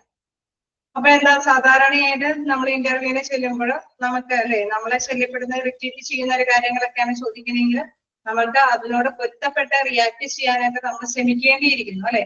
അവരതിൽ നിന്ന് കുറച്ച് കാര്യങ്ങൾ അളക്കാൻ വേണ്ടിയിട്ടാണ് ഇങ്ങനെ റിപ്പീറ്റ് ചെയ്ത് നമ്മളെ കൊണ്ട് ഓരോ കാര്യങ്ങളൊക്കെ ചോദിക്കുക അല്ലെ. ചിലപ്പോൾ നമുക്ക് ഇഷ്ടപ്പെടാത്ത കാര്യങ്ങളാണെങ്കിൽ തന്നെ അവർ വീണ്ടും ചില കാര്യങ്ങളൊക്കെ ചോദിച്ചറിയാനായിട്ട് ശ്രമിക്കും. അപ്പൊ അതിൽ നിന്ന് കുറച്ച് കാര്യങ്ങൾ പക്ഷെ ഇവര് ക്യാച്ച് ചെയ്തെടുക്കുന്നുണ്ട്. This is done in order to find out how a candidate behave in a stressful situation, whether he lost his temper, gets confused or frightened. അതായത് ഇങ്ങനെ ശല്യപ്പെടുത്തുന്ന രീതിയിലൊക്കെ കാര്യങ്ങൾ ചോദിക്കുമ്പോൾ അവരെന്താ വാലുവേറ്റ് ചെയ്യുന്നത്, അവര് വിലയിരുത്തുന്നത് പല കാര്യങ്ങളുണ്ട്. അതിനത് അല്ലെ അവർക്ക് കോപം ഉളവാക്കുന്നുണ്ടോ അല്ലെങ്കിൽ കൺഫ്യൂഷൻ വരുന്നുണ്ടോ, ഇതിന് ഒരു കൺഫ്യൂഷൻ വരുന്നുണ്ടോ, ഓരോ ചോദ്യങ്ങൾക്ക് അനുസരിച്ചിട്ട് പേടിക്കുന്നുണ്ടോ അല്ലെ. ഫ്രൈറ്റൻഡ് അവര് പേടിക്കുന്നുണ്ടോ, കാൻഡിഡേറ്റ് ഭയക്കുന്നുണ്ടോ, അല്ലെങ്കിൽ അവർക്ക് ഒരു ആശയക്കുഴപ്പം വരുന്നുണ്ടോ, അല്ലെങ്കിൽ കോപം ഉളവാകുന്നുണ്ടോ, അതൊക്കെ അവര് ശ്രദ്ധിക്കുന്നുണ്ട്. നഴ്സിംഗ് ഫീൽഡിലൊക്കെ ആവുമ്പോൾ നമുക്കറിയാം അവിടെ കുറെ സമയങ്ങളിലൊക്കെ അല്ലെ ചില പേഷ്യൻസ് എന്നൊക്കെ പറഞ്ഞ് ഇറിറ്റേറ്റ് ചെയ്യുന്ന തരത്തിലുള്ള പേഷ്യൻസ് ഒക്കെ ആയിരിക്കും. എന്നുവെച്ചാൽ സാമാന്യം നമുക്ക് അവരോട് പൊരുത്തപ്പെടാനായിട്ട് ബുദ്ധിമുട്ടായിരിക്കും. ചിലപ്പോൾ ഡ്രഗ് പേഴ്സൺസ് അഡിക്റ്റ് ആയിട്ടുള്ള പേഴ്സൺസ് അല്ലെങ്കിൽ മെന്റലി ഡിസോർഡർ ഒക്കെ ആയിട്ടുള്ള പേഷ്യൻസ് ഒക്കെ ആണെങ്കിൽ അവരെ കൈകാര്യം ചെയ്യുന്ന പേഷ്യൻ അല്ലെ അവരെ കൈകാര്യം ചെയ്യുന്ന സ്റ്റാഫ് എന്ന് പറഞ്ഞു കഴിഞ്ഞാൽ അവരോട് കോപ്പറേറ്റ് ചെയ്യാനായിട്ട് തയ്യാറാവേണ്ടതല്ലേ അല്ലെ. അപ്പൊ അവർക്ക് പൊരുത്തപ്പെടാൻ പറ്റുന്നതാണോ, അവരെ പേടിക്കുന്നുണ്ടോ, അല്ലെങ്കിൽ എന്തെങ്കിലും കാര്യങ്ങളല്ലേ മെഡിസിൻ ഒക്കെ എടുത്തു കൊടുക്കാനുള്ള കൺഫ്യൂഷനൊക്കെ വരാൻ സാധ്യതയൊക്കെ കൂടുതലാണ്. അപ്പൊ അത്തരത്തിലുള്ള കാര്യങ്ങളിലെല്ലാം ആശയവിനിമയം എന്നെക്കൊണ്ട് വേല എന്നിട്ട് പോകുന്ന ഒരു പ്രകൃതമാണോ എന്നുള്ളതെല്ലാം അവര് മനസ്സിലാക്കിയെടുക്കാൻ വേണ്ടിയിട്ടാണ് ഇത്തരത്തിലുള്ള സ്ട്രെസ് ഇന്റർവ്യൂ നടത്തുന്നത്. സ്ട്രെസ് ഇന്റർവ്യൂ എന്ന് പറഞ്ഞാൽ കാൻഡിഡേറ്റ്സിന്റെ മേല് എന്താണ് സ്ട്രെസ് കൊടുക്കുകയാണ്, എന്നിട്ട് അവരുടെ ബിഹേവിയർ വാച്ച് ചെയ്യാണ്. ഓക്കെ, ക്ലിയർ ആയോ?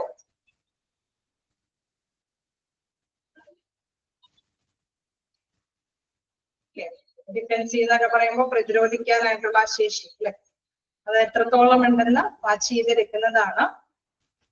ക്ലിയർ ആണോ? അപ്പൊ നമ്മള് ഇന്റർവ്യൂ ടൈപ്സ് കഴിഞ്ഞു. attend a structured interview, non-direct pre-interview, depth or action interview, group or discussion interview, then panel or a board interview, stress interview. Okay, അത്രയും കാര്യങ്ങൾ നിങ്ങൾ ജസ്റ്റ് മനസ്സിലാക്കി. ഇനി നമുക്ക് നെക്സ്റ്റ് നമ്മൾ പഠിച്ച അല്ലെ നേരത്തെയൊക്കെ പറഞ്ഞു പോയ കുറച്ച് കാര്യങ്ങളൊക്കെയാണ് പ്രൊമോഷനും ഡിമോഷനൊക്കെ. നമ്മൾ ജസ്റ്റ് ഒക്കെ പറഞ്ഞു പോയില്ലായിരുന്നു പ്രൊമോഷനൊക്കെ, ഇന്റർ ട്രാൻസ്ഫറിലൊക്കെ നമ്മൾ പറഞ്ഞു പോയി. എക്സ്റ്റേണൽ ട്രാൻസ്ഫർ എന്നൊക്കെ നമ്മൾ പറഞ്ഞപ്പോൾ ഡിസ്കസ് ചെയ്തതാണ്. ഓക്കെ അല്ലേ, ഓർമ്മയുണ്ടോ? ഇനിവേ നമുക്കൊന്ന് വഴിന്നെടുക്കാം. പ്രൊമോഷൻ എന്താണെന്ന് നോക്കാം. വായിച്ചു നോക്കേണ്ടതുണ്ടോ? എടുത്ത ഭാഗത്ത് വായിച്ചു നോക്കി എന്തെങ്കിലും ഡൗട്ട് ക്ലിയർ ചെയ്യാനുണ്ടോ? ജസ്റ്റ് നോക്കാം, എളുപ്പത്തിൽ നോക്കണം. ഇത്രയും സമയത്തിൽ കൂടുതൽ നമുക്ക് പോർഷൻസ് കവർ ചെയ്യാനുണ്ട്, അതുകൊണ്ടാണ്. എന്തെങ്കിലും ഡൗട്ട് ഉണ്ടെങ്കിൽ പെട്ടെന്ന് ചോദിക്കാം.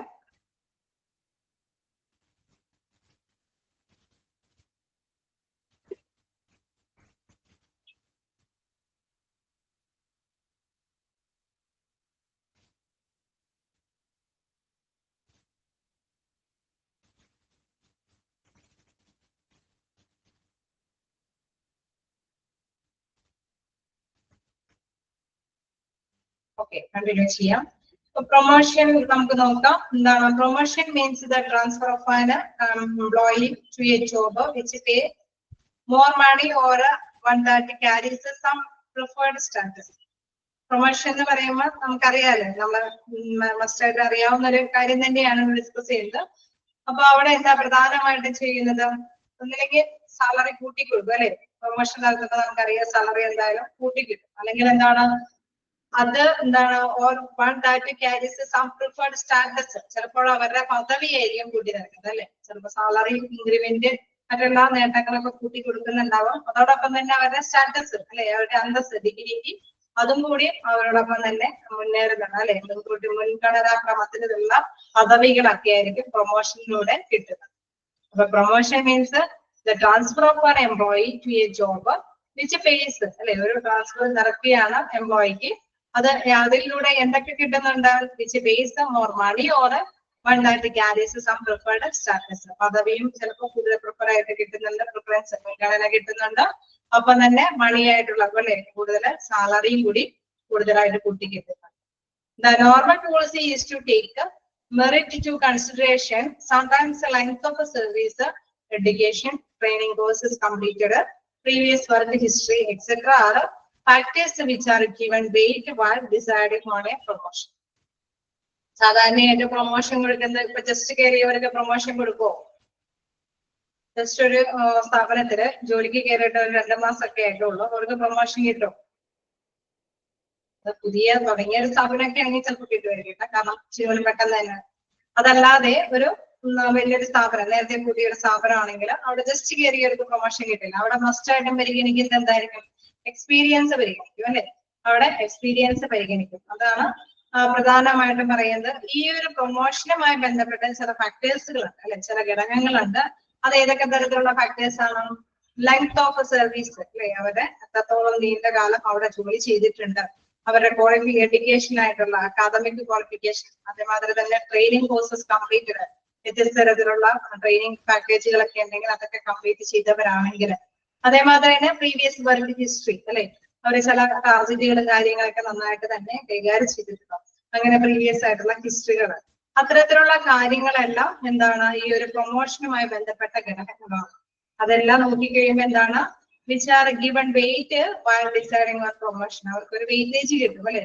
കൂടുതൽ എക്സ്പീരിയൻസിലും കൂടുതൽ എഡ്യൂക്കേഷൻ, അതേമാതിരി തന്നെ എന്തെങ്കിലും ട്രെയിനിങ് പ്രോഗ്രാം ഒക്കെ കുറെ കംപ്ലീറ്റ് ചെയ്തിട്ടുണ്ടെങ്കിൽ അതനുസരിച്ചിട്ട് അവർക്ക് വെയിറ്റേജ് കൂട്ടിക്കിട്ടും. ആ വെയിറ്റേജിന്റെ അളവ് നോക്കിയിട്ടാണ് കൂടുതൽ വെയിറ്റേജ് കിട്ടിയവരെയാണ് പ്രൊമോഷന് അർഹനാക്കുന്നത്. ഓക്കെ, ക്ലിയർ ആണോ പ്രൊമോഷൻ എന്താന്നുള്ളത്? പ്രൊമോഷൻ എന്ന് പറയുമ്പോൾ നമുക്കറിയാം അല്ലെ, ഒരു ട്രാൻസ്ഫർ തന്നെയാണ്. അത് കുറച്ച് പേയ്മെന്റും കൂടി അല്ലെങ്കിൽ സ്റ്റാറ്റസും കൂടി കൊടുത്തുകൊണ്ടുള്ള ഒരു ട്രാൻസ്ഫർ ആണ് നടത്തുന്നത്. അവിടെ പ്രൊമോഷൻ നോക്കുമ്പോൾ കുറച്ച് കാര്യങ്ങൾ, പ്രധാനമായിട്ടും ചില ഫാക്ടേഴ്സുകൾ, ചില ഘടകങ്ങൾ പരിഗണിക്കേണ്ടതുണ്ട്. അതിൽ പ്രധാനമായിട്ടുള്ളതാണ് length of service, education, training courses completed, previous work history. അതെല്ലാം നോക്കിയിട്ടാണ് വെയിറ്റേജ് കൊടുക്കുന്നത്. വെയിറ്റേജിന്റെ അടിസ്ഥാനത്തിലാണ് പ്രൊമോഷൻ തീരുമാനിക്കുന്നത്. ഓക്കെ, ക്ലിയർ ആണല്ലോ. പ്രൊമോഷനും ഇമ്പോർട്ടന്റ് ആണ്. ഇതിന്റെ ഒരു പ്രത്യേകത എന്താണെന്ന് വെച്ച് കഴിഞ്ഞാൽ ചില ഒരു എന്താണ് ഡിഫൈൻ ചെയ്തതിന് വിവരിച്ചിട്ട് അതിന്റെ അണ്ടറിൽ ഇത് പ്രൊമോഷൻ ആണോ ഡിമോഷൻ ആണോ ട്രാൻസ്ഫർ ആണോ എന്നൊക്കെ ചോദിക്കും. അപ്പൊ നിങ്ങൾക്ക് കൃത്യമായിട്ട് തന്നെ ആൻസർ പറയാൻ കഴിയണം. ഇത് അല്ലേ പേയ്മെന്റും കാര്യങ്ങളൊക്കെ കൂട്ടി കിട്ടുന്നത് പ്രൊമോഷൻ ആണെന്നുള്ളത്. ഒരു മിനിറ്റ്.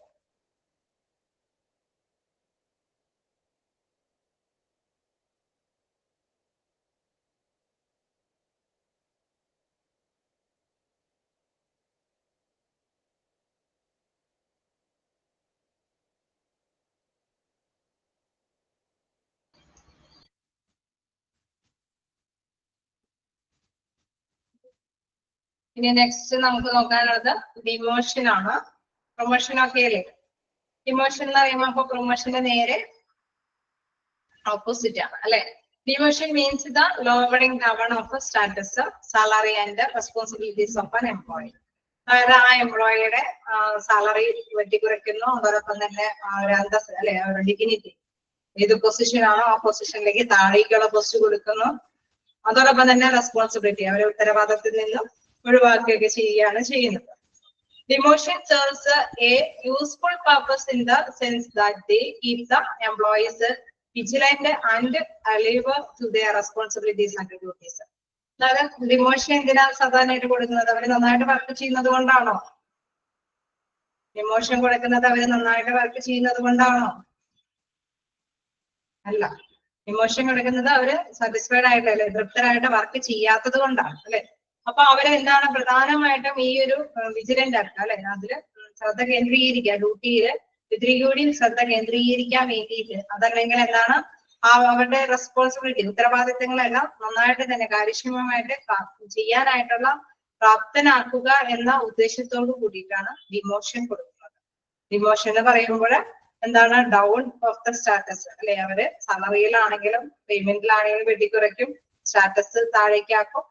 ലോവർ ഡൗൺ അല്ലെ, lower down of the status, നമ്മൾ സ്റ്റാറ്റസിൽ നിന്ന് താഴേക്ക് ഇറക്കുകയാണ് ചെയ്യുന്നത്. ഓക്കെ, ക്ലിയർ ആണ്. Then transfer. ട്രാൻസ്ഫർ നമ്മൾ നേരത്തെ ഡിസ്കസ് ചെയ്തതാണ്. ട്രാൻസ്ഫർ എന്താണ്? ഈ transfer is A horizontal or lateral movement of an employee from one job section, department or a position to another at the same or another place where his salary, status and responsibilities are the same. അതായത് നമുക്കറിയാം അല്ലെ, transfer എന്ന് പറയുമ്പോൾ നമുക്ക് ഇവിടെ ഒരു സ്ഥാപനമുണ്ട്, അതുമാതിരി തന്നെ വേറൊരു പ്ലേസിലും വേറൊരു ഡിസ്ട്രിക്റ്റിലും വേറൊരു സ്ഥാപനമുണ്ട്. അങ്ങനെ വ്യത്യസ്ത സ്ഥാപനങ്ങളൊക്കെ ഉണ്ടെങ്കിൽ നമുക്കറിയാം സെയിം ഡ്യൂട്ടികളൊക്കെയാണ് എല്ലാ ഡിസ്ട്രിക്റ്റുകളിലൊക്കെ നടക്കുന്നത് അല്ലെ. അപ്പൊ എന്താണ്, ഒരു സ്ഥാപനത്തിൽ നിന്നും അതേ ഡ്യൂട്ടിയും അതേ സാലറിയൊക്കെ തന്നെയായിരിക്കും മറ്റൊരു ഡിസ്ട്രിക്റ്റിലും അവർക്ക് കൊടുക്കുന്നത്. അത്രയും മനസ്സിലാക്കിയാൽ മതി. അവരെ ട്രാൻസ്ഫർ ചെയ്യുക എന്ന് പറയുമ്പോൾ സാലറിയിലോ ഉത്തരവാദിത്തങ്ങളിലോ ഒന്നും മാറ്റമില്ല. ഒരു പ്ലേസിൽ നിന്ന് മറ്റൊരു പ്ലേസിലേക്ക്, മറ്റൊരു ഡിപ്പാർട്ട്മെന്റിലേക്ക്, അല്ലെങ്കിൽ എന്താണ് മറ്റൊരു പൊസിഷനിലേക്ക്, അല്ലെങ്കിൽ മറ്റൊരു ഏതെങ്കിലും ഓപ്പർച്യൂണിറ്റി അല്ലെ, അതേമാതിരിയുള്ള അവർ ചെയ്തുകൊണ്ടിരിക്കുന്ന അതേ ജോലി ചെയ്യുന്ന മറ്റൊരു പ്ലേസിലേക്ക് അവരെ മാറ്റുകയാണ് ചെയ്യുന്നത്. Transfer is horizontal or lateral movement അല്ലെ, അത് തിരശ്ചീനമായിട്ടോ ലംബമായിട്ടോ ഒക്കെ നമുക്ക് അതിനെ മാറ്റം വരുത്താനായിട്ട് സാധിക്കും. പക്ഷെ അവരുടെ ഡ്യൂട്ടിയൊക്കെ അവർ ചെയ്യുന്നത് സെയിം ആയിരിക്കും. an employee from the job section അല്ലെ, ഏതെങ്കിലും ഒരു സെക്ഷനിൽ നിന്നൊക്കെ ആയിരിക്കും ഒരു ട്രാൻസ്ഫർ ഒക്കെ കൊടുക്കുന്നത്. then എന്താണ് ഇവിടെ പറയുന്നത്? another place is a salary, status and responsibilities are the same. അവിടെ ഇമ്പോർട്ടന്റ് ആയിട്ട് മനസ്സിലാക്കേണ്ടത് അവിടെ സാലറിയും സ്റ്റാറ്റസും റെസ്പോൺസിബിലിറ്റീസ് ഒക്കെ സെയിം ആണ്. പക്ഷെ ഒരു പ്ലേസിൽ നിന്നോ അല്ലെങ്കിൽ ഒരു ഡിപ്പാർട്ട്മെന്റിൽ നിന്നോ ഒരു സെക്ഷനിൽ നിന്നോ മറ്റൊരു പ്ലേസിലേക്ക് ട്രാൻസ്ഫർ കൊടുക്കുകയാണ് ചെയ്യുന്നത്. It generally does not consist of a promotion, demotion or a change in the job status other than movement from one job or place to another. ഇവിടെ പ്രൊമോഷൻ ഡിമോഷൻ ഒന്നും നടക്കുന്നില്ല അല്ലെ. അവരുടെ സ്റ്റാറ്റസുകൾ കൂടുകയോ പറയുകയോ അല്ലെങ്കിൽ സാലറിയിൽ വേരിഫിക്കേഷൻ ഒന്നും വരുത്തുന്നില്ല. ഒന്ന് മാത്രമേ വരുത്തുന്നുള്ളൂ, ഒരു പ്ലേസിൽ നിന്ന് മറ്റൊരു പ്ലേസിലേക്കൊക്കെ മാറ്റുന്നു, ഒരു ഡിപ്പാർട്ട്മെന്റിൽ നിന്ന് മറ്റൊരു ഡിപ്പാർട്ട്മെന്റിലേക്കൊക്കെ മാറ്റുന്നു എന്ന് മാത്രമേ ഉള്ളൂ. ഇപ്പൊ ഹോസ്പിറ്റലൊക്കെ ആണെങ്കിൽ നമുക്കറിയാം വ്യത്യസ്ത തരത്തിലുള്ള ഡിപ്പാർട്ട്മെന്റ് ഉണ്ട് അല്ലെ. ന്യൂറോളജി ഡിപ്പാർട്ട്മെന്റ് ഉണ്ട്, നെഫ്രോളജി ഡിപ്പാർട്ട്മെന്റ്, അങ്ങനെ കാർഡിയോളജി, അങ്ങനെ വ്യത്യസ്ത വിഭാഗങ്ങൾ ഉണ്ടാവും. അവിടെ ഇപ്പൊ ഒരു ടെക്നിക്കൽ സ്റ്റാഫിനെയൊക്കെ ചിലപ്പോഴെങ്കിൽ മറ്റൊരു ഡിപ്പാർട്ട്മെന്റിലേക്കൊക്കെ മാറ്റും. പക്ഷെ അവരുടെ റെസ്പോൺസിബിലിറ്റീസ് ഒക്കെ സെയിം ആയിരിക്കും, സാലറി സെയിം ആയിരിക്കും. പക്ഷെ ഒരു ഡിപ്പാർട്ട്മെന്റിൽ നിന്നും മറ്റൊരു ഡിപ്പാർട്ട്മെന്റിലേക്ക് മാറ്റിയെന്ന് മാത്രം. അതാണ് അവിടെ ഉദ്ദേശിക്കുന്നത്. എന്താണ് transfers are generally affected to build up a more satisfactory connectivity. ഇത് ട്രാൻസ്ഫർ സാധാരണയായിട്ട് ഇങ്ങനെ ചെയ്യുമ്പോൾ അത് ചിലപ്പോഴൊക്കെ അല്ലെ നല്ല രീതിയിൽ അല്ലെ സാറ്റിസ്ഫാക്ടറി വർക്കിനോട് ഒന്നിച്ച് ചിലപ്പോൾ നമുക്കറിയാം ചില പ്രൈസുകളിലേക്ക് നമുക്ക് ട്രാൻസ്ഫർ കിട്ടുമ്പോൾ അവരായിട്ട് പൊരുത്തപ്പെട്ടു പോയി നല്ല സംതൃപ്തിയോട് കൂടിയിട്ട് ജോലി ചെയ്യാനായിട്ട് തയ്യാറാവുന്നു അല്ലെ സാധ്യതയുണ്ട് എന്നുള്ളതാണ് ട്രാൻസ്ഫറിന്റെ മറ്റൊരു ഉദ്ദേശം. ഓക്കെ, ക്ലിയർ ആയോ?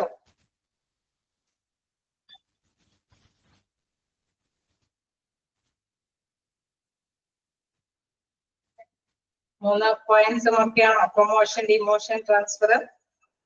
ഞാൻ നേരത്തേക്ക് പറഞ്ഞതുകൊണ്ട് ഇത്തിരി സ്പീഡിൽ എങ്ങനെ എടുത്തു പോയത് ക്ലിയർ ആണല്ലോ. ഓക്കെ, നെക്സ്റ്റ് എന്താണ്? സെപ്പറേഷൻ. സെപ്പറേഷൻ നോക്കാം. സെപ്പറേഷൻ എന്താന്ന് നോക്കാം. Separation means termination of a service or agreement with the organisation for some reasons. Separation എന്ന് പറയുമ്പോൾ നമുക്കറിയാലോ വേർപിരിയൽ അല്ലെ. വേർപിരിയൽ എന്ന് പറയുന്നത് ചിലപ്പോൾ ചില കാരണങ്ങൾ കൊണ്ടായിരിക്കാം അങ്ങനെ വേർപിരിഞ്ഞ് അല്ലെ വേറെ സ്ഥാപനത്തിൽ നിന്ന് വിട്ടുപോകേണ്ടി വരുന്നത്. അങ്ങനെ വ്യത്യസ്ത അല്ലെ അഗ്രിമെന്റിൽ നിന്നോ അല്ലെങ്കിൽ ആ സ്ഥാപനത്തിൽ ആ സേവനത്തിൽ നിന്നോ ചിലപ്പോ ചില ജീവനക്കാർക്ക് വിട്ടുപോകേണ്ട അവസ്ഥയുണ്ടാകും. The employee may be separated from the payroll of an organization. അല്ലെ ഇത് അവരുടെ ആ ഒരു സാലറി പാക്കേജിൽ നിന്ന് ആ ഒരു സ്ഥാപനത്തിന്റെ ശമ്പളം കിട്ടുന്ന പാക്കേജിൽ നിന്ന് അവർ വിട്ടുപോകാനായിട്ട് വ്യത്യസ്ത തരത്തിലുള്ള കാര്യങ്ങളുണ്ട് എന്നുള്ളതാണ് പറയുന്നത്. എന്തൊക്കെ കാര്യങ്ങളാണെന്ന് നോക്കാം. First one, resignation may be put in voluntarily by the employee on account of a health, physical disability, better opportunities elsewhere, reasons of a marriage, etc. ചിലപ്പോൾ സ്വമേധയ അല്ലെ വോളണ്ടറിലി എന്ന് പറയുമ്പോൾ എന്താണ്? വോളണ്ടറിലി എന്ന് പറയുന്നത് സ്വമേധയ വിട്ടുപോകും, ഒരു സ്ഥാപനത്തിൽ നിന്ന് രാജിവെച്ചു പോകും അല്ലെ. അത് അങ്ങനെ വിട്ടുപോകാനായിട്ട് പ്രത്യേക കാര്യങ്ങൾ ഉണ്ടാവും ഇല്ലേ? പ്രത്യേക കാര്യങ്ങൾ കൊണ്ടാണ് അങ്ങനെ സ്വമേധയ വിട്ടുപോകുന്നത്. എന്തെങ്കിലും കാര്യങ്ങൾ ഉണ്ടാവില്ലേ? അത് എന്തൊക്കെ കാര്യങ്ങളാണെന്ന് പറയുന്നത്? ചിലപ്പോൾ ചില ശാരീരിക പ്രശ്നങ്ങൾ ഉണ്ടാവാം അല്ലെ, എല്ലാ ആരോഗ്യ പ്രശ്നങ്ങൾ ഉണ്ടാവാം. ഇതിനെന്താണ്? നല്ലൊരു ഓപ്പർച്യൂണിറ്റീസ്. നമുക്കറിയാം നമ്മുടെ വീടിനോട് ചേർന്ന് നല്ലൊരു ഓപ്പർച്യൂണിറ്റീസ് കിട്ടുകയാണെങ്കിൽ അകലെയുള്ള ജോലി രാജിവെച്ച് പോരാനായിട്ട് തയ്യാറാവോ? വീടിനോട് നിയർ ആയിട്ട് അതേ സാലറിക്ക് ആയിട്ട് നമുക്കൊരു ഓപ്പർച്യൂണിറ്റി വരികയാണ്. അപ്പൊ നമ്മൾ ഇത്ര അകലെയുള്ള ഒരു ജോലി രാജിവെച്ച് വരാനായിട്ട് തയ്യാറാവും ഇല്ലേ? അപ്പൊ അതൊരു അല്ലെ നമ്മുടെ ഒരു ഓപ്പർച്യൂണിറ്റി, നമുക്ക് ഒരു നല്ലൊരു അവസരം കിട്ടുകയാണ്. അപ്പൊ അങ്ങനെ വരുമ്പോഴെന്താണ് സ്വമേധി അവിടുന്ന് രാജിവെച്ചിട്ട് വീടിനോട് ചേർന്ന പ്ലേസിലേക്ക് ജോലി ചെയ്യാനായിട്ട് തയ്യാറാവും. അതോടൊപ്പം തന്നെ എന്താണ്? Reason of marriage. ചിലപ്പോഴൊക്കെ നമുക്കറിയാം മാരേജ് ഒക്കെ കഴിയുമ്പോൾ അവരെ ഒരുപാട് ഡിസ്റ്റൻസ് ഉള്ള ജോലിയൊക്കെ ആണെങ്കിൽ അവിടെ നിന്ന് രാജിവെച്ച് മറ്റൊരു പ്ലേസിലേക്ക് പോകേണ്ടതായിട്ട് നാച്ചുറലി അല്ലെ അവരുടെ ആ ഒരു മാരേജിന്റെ പ്രോബ്ലം കൊണ്ട് അതിന്റെ ശേഷം അവരുടെ വീടിനോട് ചേർന്നുള്ള സ്ഥലങ്ങളിലൊക്കെ തിരഞ്ഞെടുക്കാനായിട്ട് സന്നദ്ധമായിട്ട് വരും. പ്രത്യേകിച്ച് നമുക്കറിയാം കുട്ടികളൊക്കെ ആയി കഴിയുമ്പോൾ തീർച്ചയായിട്ടും ഒരുപാട് ഡിസ്റ്റൻസ് കീപ്പ് ചെയ്ത് പോകാനൊക്കെ ആയിട്ട് വരാൻ ബുദ്ധിമുട്ടുള്ളത് കൊണ്ട് അടുത്തുള്ള പ്ലേസുകളിലേക്കൊക്കെ അവര് തിരഞ്ഞെടുക്കാനൊക്കെ ശ്രമിക്കും. അപ്പൊ ആ ഒരു രീതിയിൽ വേർതിരിഞ്ഞ് അല്ലെ ആ ഒരു സ്ഥാപനത്തിൽ നിന്ന് ആ സാലറിയിൽ നിന്നൊക്കെ വിട്ടുപോകാനായിട്ട് സന്നദ്ധനാവും എന്നുള്ളതാണ്. എന്താണ്? Discharge and dismiss. കുഴപ്പമില്ലാണ്ട് പോകണ്ടല്ലോ അല്ലെ, കണ്ടിന്യൂ ചെയ്ത് പോകാലോ. സ്പീഡ് കൂടുന്നുണ്ടെങ്കിൽ പറയണം. നെക്സ്റ്റ് പോയിന്റ് എന്താണ്? Discharge and dismiss. എന്താണ് പറയുന്നത്? Discharge involves a permanent termination of an employee from the payroll because of a violation of rules or for insufficient performance. ചിലപ്പോഴൊക്കെ എന്താണ്? കൃത്യമായിട്ട് തന്നെ ഇവർ പിരിച്ചുവിടും. അങ്ങനെ പിരിച്ചുവിടാൻ കാരണം എന്തായിരിക്കും? ഒരു സ്ഥാപനത്തിൽ നിന്ന് ചില തൊഴിലാളികളെ അല്ലെ പിരിച്ചുവിടാനായിട്ട് അവര് തന്നെ എംപ്ലോയറെ തന്നെ സന്നദ്ധമാവും. അതെന്തുകൊണ്ടാണ് അങ്ങനെ പിരിച്ചുവിടുന്നത്? പിരിച്ചുവിടുവോ? അങ്ങനെയൊക്കെ പിരിച്ചുവിടും ഇല്ലേ? അങ്ങനെയൊക്കെ പിരിച്ചുവിടും. എന്തുകൊണ്ടാണ് അങ്ങനെ പിരിച്ചുവിടുന്നത്? ഓക്കെ, അങ്ങനെ എന്തുകൊണ്ടാണ് പിരിച്ചുവിടും? അവരുടെ സ്വഭാവം കൊണ്ട് പിരിച്ചുവിടും അല്ലെ. അതേമാതിരി തന്നെ എന്താണ്? എന്തെങ്കിലും നിയമങ്ങൾ ഓക്കെ മാൽ പ്രാക്ടീസ് നിയമലംഘനങ്ങളൊക്കെ നടത്തുമ്പോൾ അല്ലെ. അത് തന്നെയാണ് ഇവിടെ പറയുന്നത്. ഡിസ്ചാർജ് എന്ന് പറയുന്നത് എന്താണ്? പ്രധാനമായിട്ടും അവരെ സാലറിയിൽ നിന്നൊക്കെ പിരിച്ചുവിടും, ആ ജോലിയിൽ നിന്ന് പിരിച്ചുവിടും. ബിക്കോസ് അവരുടെ വയലേഷൻ ഓഫ് റൂൾസ് അല്ലെ നിയമലംഘനങ്ങൾ നടത്തുന്നത് അതുകൊണ്ട്, അല്ലെങ്കിൽ ഇൻസഫിഷ്യന്റ് പെർഫോമൻസ് അവര് മതിയായ രീതിയിൽ തന്നെ അവരുടെ റെസ്പോൺസിബിലിറ്റി ഒന്നും നിർവഹിക്കുന്നില്ല എങ്കിൽ അല്ലെ അവരുടെ പെർഫോമൻസ് പ്രകടനം മോശമാകുമ്പോൾ തൃപ്തികരമല്ലാതെ വരുമ്പോഴെല്ലാം ആ ഒരു ജീവനക്കാരെ സ്ഥാപനത്തിൽ നിന്ന് പിരിച്ചുവിടും. അപ്പൊ ഒന്ന് നമ്മൾ വോളണ്ടറി പിരിഞ്ഞു പോകുന്നതാവാം, മറ്റൊന്ന് എംപ്ലോയർ തന്നെ പിരിച്ചുവിടുന്നത്. then എന്താണ് സസ്പെൻഷൻ. സസ്പെൻഷൻ എന്ന് പറയുമ്പോൾ നിങ്ങൾ കേട്ടിട്ടുണ്ടാവും. സസ്പെൻഷൻ എന്ന് പറയുമ്പോൾ മൊത്തം പിരിച്ചുവിടുകയാണ് ചെയ്യുന്നത് അല്ല അല്ലെ? സസ്പെൻഷൻ എന്ന് പറയുമ്പോൾ അല്ല, കുറച്ച് നാളത്തേക്ക് അല്ലെ, ഒരു പണിഷ്മെന്റ് എന്ന നിലയ്ക്ക് പിരിച്ചുവിടുന്നത്. അതാണ് പറയുന്നത് suspension refers to an human resource related action in which the employee is terminated from work, okay, temporary അല്ലെങ്കിൽ കുറച്ച് ദിവസത്തേക്ക് അല്ലെ, from work for a specific period of time, usually without a pay as a form of a disciplinary action. Okay, specific period എന്ന് പറയുമ്പോൾ ഒരു നിശ്ചിത കാലത്തേക്ക് അവരെ പിരിച്ചിട്ടുണ്ട് അല്ലെ, 2 മാസത്തേക്ക് 1 മാസത്തേക്ക് അല്ലെങ്കിൽ 15 ഡേയ്സിലേക്കൊക്കെ അവർക്ക് അല്ലെ അവിടുത്തെ എംപ്ലോയിനെ പിരിച്ചുവിടുകയാണ് ചെയ്യുന്നത്. Usually without pay as A form of A disciplinary action. ഇത് എന്തുകൊണ്ടാണ് അങ്ങനെ ചെയ്യേണ്ടി വരുന്നത്? അവിടുത്തെ അച്ചടക്കം അത് ലംഘിച്ചത് കൊണ്ടാണ് അവരെ ആ ഒരു നിശ്ചിത കാലത്തേക്ക് സസ്പെൻഷനിലേക്ക് വീഴ്ത്തുന്നത്. പോലീസിലൊക്കെ നമ്മൾ എപ്പോഴും കേൾക്കുന്നതാണ് അല്ലെ, സസ്പെൻഷനിൽ ഇരിക്കുകയാണ്. അതേമാതിരി ഏത് ഗവൺമെന്റ് ഇതിലൊക്കെ ആണെങ്കിലും ഫീൽഡിലും കേൾക്കാം സസ്പെൻഷനിലാണ് എന്നൊക്കെ. അത് എന്തുകൊണ്ടാണ് അത് കൃത്യമായിട്ട് അങ്ങനെ പറയുന്നത്? പ്രൈവറ്റ് ഇതിലാണെങ്കിലും അത് കേൾക്കുന്നതാണ് സസ്പെൻഷനിലാണെന്നുള്ളത്. അത് എന്തുകൊണ്ടാണ് അങ്ങനെ വരുന്നത്? കുറച്ചു കാലത്തേക്ക് ഒരു നിശ്ചിത പീരീഡിലേക്ക് വരുമ്പോൾ നമുക്കറിയാം അവർ പിന്നെ തിരിച്ചു വന്ന് ജോലി ചെയ്യുമ്പോൾ അവർ ഈ വക കള്ളത്തരം എന്തെങ്കിലും അല്ലെ എന്തെങ്കിലും ഒന്നും ഉൾപ്പെടെയില്ല, അവര് നല്ല രീതിയിൽ തന്നെ അവരുടെ പെരുമാറ്റങ്ങളിലൊക്കെ മാറ്റങ്ങളൊക്കെ വരുത്തി അവർ കണ്ടിന്യൂ ചെയ്തോളും എന്നുള്ള ബോധ്യത്തോടുകൂടി. അപ്പൊ അവരെ ഫുള്ളായിട്ട് പെർമനന്റ് ആയിട്ട് ടെർമിനേറ്റ് ചെയ്യാതെ അച്ചടക്കത്തിന്റെ ഭാഗമായിട്ട് കുറച്ച് ടൈമിലേക്ക് എന്താണ് സസ്പെൻഡ് ചെയ്യുന്ന ഒരു രീതിയാണ് സസ്പെൻഷനിൽ വരുന്നത്. ഇനി നെക്സ്റ്റ് എന്താണ്? ലേ ഓഫ് ആണ്. ലേ ഓഫ് എന്താ പറയുന്നത്? It refers to an indefinite termination of the employee from the payroll owing to factors which cannot be controlled by the employer. The purpose of a layoff നോക്കാം. എന്താ പറയുന്നത്? ഇദ്ദേഹത്തിന്റെ എംപ്ലോയറിന്റെ കൺട്രോൾ കിട്ടുന്നില്ല. അതായത് നമുക്കറിയാം ചില ബിസിനസ് സ്ഥാപനങ്ങളിലൊക്കെ എംപ്ലോയർ തന്നെ നേരിട്ട് വന്ന് തന്നെ എല്ലാ ബിസിനസ്സും നടത്താറ്. ചിലപ്പോ അവിടെ അല്ലെ വർക്കുകളും കാര്യങ്ങളൊക്കെ ഏൽപ്പിച്ചിട്ട് പോകും. ഫിനാൻഷ്യലും കാര്യങ്ങളൊക്കെ കൈകാര്യം ചെയ്യാനൊക്കെ ആയിട്ട് വ്യക്തികളൊക്കെ കാര്യങ്ങളൊക്കെ ഉണ്ടാവും. അപ്പൊ അത് അവിടെ വരുമ്പോഴെന്താണ് ചിലപ്പോഴെങ്കിലും എന്താണ് ചില സമയങ്ങളിൽ ഒരു അധിക ജോലി ചെയ്യുന്നതായിട്ട് ഒരു പ്രവണത ചിലപ്പോൾ അദ്ദേഹത്തിന് ബോധ്യപ്പെട്ടിട്ടുണ്ടാവും, എംപ്ലോയർക്ക് ബോധ്യപ്പെട്ടിട്ടുണ്ടാവും. The purpose of a layoff is to lessen the financial burden on an organization when a human resource cannot be utilized in a proper manner. അതായത് ചിലപ്പോ ഒരു 3% വർക്ക് ചെയ്യുന്ന അല്ലെ അവർക്ക് ഒരു സാലറി കൊടുക്കുന്നുണ്ട്, പക്ഷെ ഒരു 2% ആവശ്യകതയേ ഉള്ളൂ എന്ന് ആ ഒരു എംപ്ലോയർക്ക് തോന്നുകയാണെങ്കിൽ ഒരു പേഴ്സൺ അധികമായിട്ടാണ് ഇവർ കൊടുക്കുന്നത് അല്ലെ. ഫിനാൻഷ്യൽ ആയിട്ടുള്ള ബർഡൻ ആണ് അല്ലെ, അവരെ സംബന്ധിച്ച് ഫിനാൻഷ്യൽ ബർഡൻ ആണ്, അവർക്ക് കൺട്രോൾ ഒന്നും ചെയ്യാൻ പറ്റുന്നില്ല, അത് മിസ്യൂസ് ചെയ്യുന്നുണ്ട് എന്നൊക്കെ തോന്നുകയാണെങ്കിൽ എന്താണ് അവരൊരാളെയൊക്കെ പറഞ്ഞു വിടും ഇല്ലേ. അങ്ങനെ സംഭവിക്കാറില്ലേ? അങ്ങനെയൊക്കെ സംഭവിക്കാറുണ്ടോ?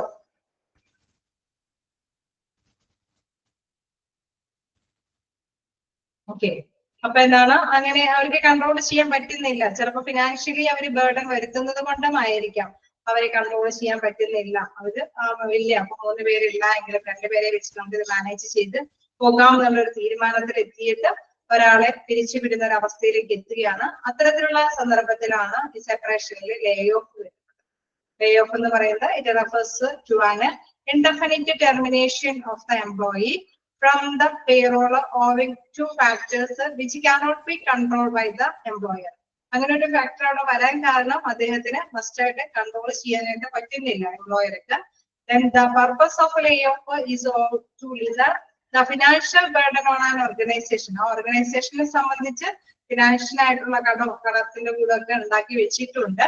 When human resource cannot be utilized. അപ്പൊ നമുക്ക് മനസ്സിലാവും അവിടെ മതിയായ രീതിയിൽ ഹ്യൂമന്റെ എഫേർട്ട് അവിടെ കൈകാര്യം ചെയ്യാത്തത് കൊണ്ടാണ് ഇങ്ങനെ ഫിനാൻഷ്യൽ ബർഡൻ ഒക്കെ വരുത്തി വെച്ചേക്കുന്നതെന്ന് എംപ്ലോയർക്ക് ബോധ്യമാവുകയും അങ്ങനെ വരുമ്പോൾ ആ എംപ്ലോയർ ആ വ്യക്തിയെ പിരിച്ചുവിടാൻ അല്ലെങ്കിൽ ഒരു വ്യക്തിയേക്ക് പിരിച്ചുവിടാനായിട്ടുള്ള സാധ്യതയുണ്ട്. ഓക്കെ, ക്ലിയർ ആയി കാണുമെന്ന് വിചാരിക്കുന്നു. അപ്പൊ അവിടെ അധികമായിട്ട് അവിടെ ആ ഒരു സാലറി കൊടുക്കേണ്ട ആവശ്യകതയില്ല എന്ന് ബോധ്യപ്പെട്ടത് കൊണ്ട് നമുക്ക് അറിയാം എന്താണ് കുറച്ചും കൂടി അല്ലെ കെയർലെസ് ആയിട്ട് വർക്ക് ചെയ്യുന്ന ഏതെങ്കിലും പേഴ്സൺ അല്ലെങ്കിൽ ഫിനാൻഷ്യൽ ആയിട്ട് കൂടുതൽ റോങ് വരുത്തി വെക്കുന്ന പേഴ്സണൊക്കെ കണ്ടെത്തി പിരിച്ചുവിടാനായിട്ട് തയ്യാറാവും. അപ്പൊ അത്തരത്തിലുള്ള 4 കാര്യങ്ങളാണ് ഉള്ളത്. ഓക്കെ, നമ്മൾ എന്തായാലും കുറച്ച് സമയം കൂടുതൽ എടുത്തു പോണത് തീർക്കാൻ വേണ്ടിയിട്ടാണ്. എന്തെങ്കിലും ഡൗട്ടുകൾ ഉണ്ടോ? എന്തെങ്കിലും ഡൗട്ടുകൾ എന്തെങ്കിലും ക്ലിയർ ചെയ്യാം.